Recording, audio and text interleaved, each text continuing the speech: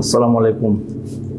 আমাদের বাসা হইল কুমিল্লা, আপনার টাউনে, মেইন টাউনে, আপনার কান্দিরপাড়, ওখানে আমার বাসা।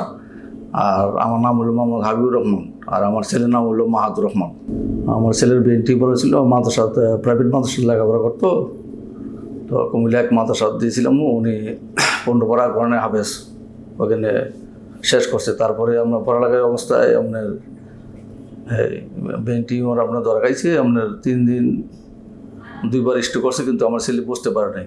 তখন আমরা 2 দিন পরে যাই, আমরা একটা হাত একটা পা তার একদম অবশ্যই গেছে, লড়াচড়া করতে পারে নাই। তখন আমার ওয়াইফে যায় ওইখান থেকে মাদ্রাসাতে আনার পরে কুমিল্লা আপনার করলো, এই টাওয়ার মেডিকেল থেকে আপনার MRI করাইলো। তখন বললো যে ব্রেন টিউমার হয়েছে। তখন গত মে মাসের 14 তারিখে আমরা ঢাকা আসলাম আমার ছেলেকে নিয়ে।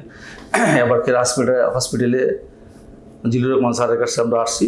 ওনার কাছ থেকে আমরা চিকিৎসা করার পরে আমরা ট্রিটমেন্ট করার পরে উনি বললো যে অপারেশন করাইতে হবে। তখন উনি ব্রেন টিউমারের অপারেশন করাইলো, ইনশাল্লাহ অপারেশন সাকসেসফুল।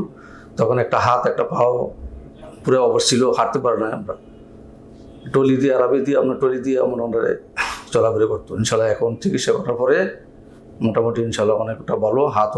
হাতে সামান্য কিছু আছে, কিন্তু পাও কিন্তু পুরোপুরি ইনশাল্লাহ ভালো হয়েছে। অনেকটা আমরা উন্নতি হয়েছে ইনশাল্লাহ। আমরা ধন্যবাদ জানাই আমরা এপার কেয়ার হসপিটালকে এবং জিলুর রহমান স্যার।